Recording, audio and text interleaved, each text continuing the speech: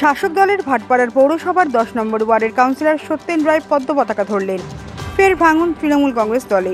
পদ্ম পতাকা ধরলেন ভাটপাড়া পুরসভার 10 নম্বর ওয়ার্ডের তৃণমূল কাউন্সিলর সত্যেন রায়।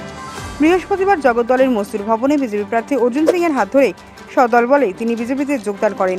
বিজেপি প্রার্থী অর্জুন সিং দাবি করলেন, দুর্দিনে ঘাসফুলের সৈনিক সত্যেন রায় দলে কোনো সম্মান পায়নি, তাই তৃণমূল ছেড়ে বিজেপিতে যোগদান করলেন।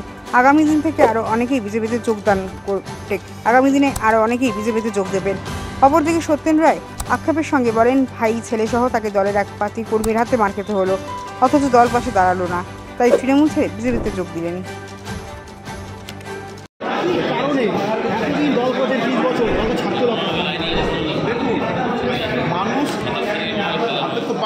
মানুষ রোজ মাংসভাত খেতে খেতে খেতে খেতে মানুষের একটা অধৈর্য হয়ে যায়, মানুষ রক্ষীরা হয়ে যায়।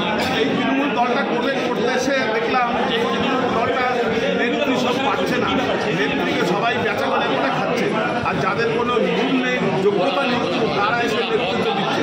আর এই চোর চিটিংবাজ গাজারি মাদালি এরা এখন এই দলটা হাল ধরছে, যার জন্য আজকে আমাদের মারছে, কাউন্সিলর আমার ছেলেকে মারছে, আজকে আমার ভাইকে মারছে, কে সরিয়ে দিতে পারলে ওখানে আমরা নেব। এইটা হলো মেইন পজিশন। আর টিঙ্কু নালাল টিঙ্কু, আর ওখানে রয়েছে অভিজ্ঞ ব্যারাকপুর সব নষ্ট করে দিতে। এই হলো এরা দেখছে দলের ভিতরে সত্যকে মারতে হবে, না সত্যকে মারলে সত্যের ঠিক থাকবে না, তাহলে সত্যের আমাদের পাবে পা ধরার লোক না। মমতার হাতে দেন অভিষেকের হাতে দলটা কারা থাকে? মমতা ব্যানার্জি হাতে না অভিষেক বন্দ্যোপাধ্যায়ের হাতে দলটা গেছে, দিদির হাতে দল নেই। অভিষেক বন্দ্যোপাধ্যায়কে দিয়েই তো আজকে বেচাকেনা করতে পারতো, তার জন্য দলটা তো আজকের এই অবস্থা, দল দিয়ে আমি বেরিয়ে গেলাম।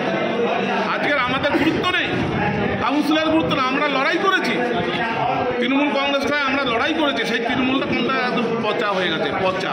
কাউন্সিলর থাকাকালীন আপনি বারে বারে সর্বপ্রথম ভাটপাড়া পৌরসভা বিভিন্ন দুর্নীতি, তখনই দেখা গেছে আপনার উপর অ্যাটাক হচ্ছে। আপনি কি প্রতিবাদ করেই কি এই হামলা? এটা প্রতিবাদ আমি সবসময় করি, তার জন্য এই হামলাটা। ভালো মানুষ থাকতে পারে না এই দলে, ভালোর জায়গা নেই, ভালো মানুষ বেশি দিন বাঁচে না। সত্যি কথা বলে, সদা সত্যি কথা বলে সে বেশি দিন বাঁচে না।